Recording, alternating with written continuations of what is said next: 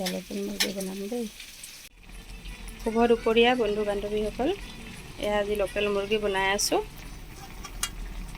এয়া মছলা আদা নহৰু পিঁয়াজ কেঁচা জলকীয়া শুকান জলকীয়া পেষ্ট বনাই লৈছোঁ। এয়া হালধি আৰু নিমখ, এয়া আটাইখিনি মিহলাই ভাজি ল'ম। এয়া মোৰ দৰে এনেকুৱা কোনে কোনে লোকেল মুৰ্গীৰ ভৰিও দিয়ে চাওকচোন। মোৰ ল'ৰা ছোৱালীকেইটা ভৰি খাই ভাল পায়, সেইকাৰণে ভৰি দুখন চাফা কৰি এনেদৰে মাংসৰ লগতে দি দিওঁ। সিজি গ'লে খাব শেহত দুটাই।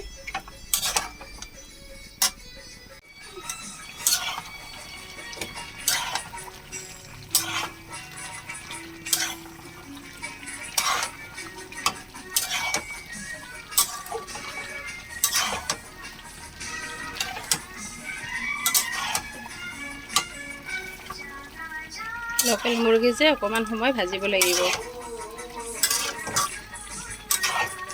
মাংস যিমানে ভাজিম সিমানে ভাল লাগিব। আৰু অকণ সময় ঢাকি দিম। চাওকচোন, মই এতিয়ালৈকে মাংসত পানী দিয়া নাই এটোপাও। ইমান তেল ওলাইছে, মানে মাইকী মুৰ্গী কণী পাৰি আছিলে যে ইমান তেল হৈছে, পূৰা চৰ্বি,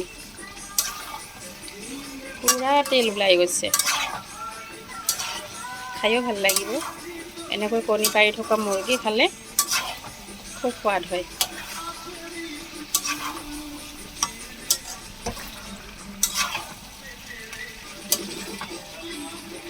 যিমানে ভাজি আছোঁ সিমানে তেল ওলাই আছে।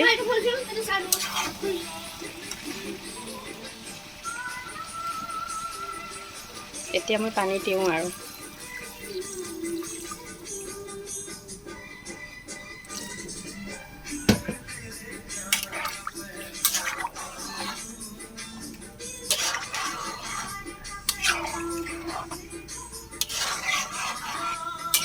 লোকেল মুৰ্গী যিহেতু অকণ পানী সৰহকৈ দিছোঁ। 15-20 মিনিট সিজিবলৈ দিম আকৌ ঢাকনি মাৰি। তাৰপিছত হৈ যাব আৰু।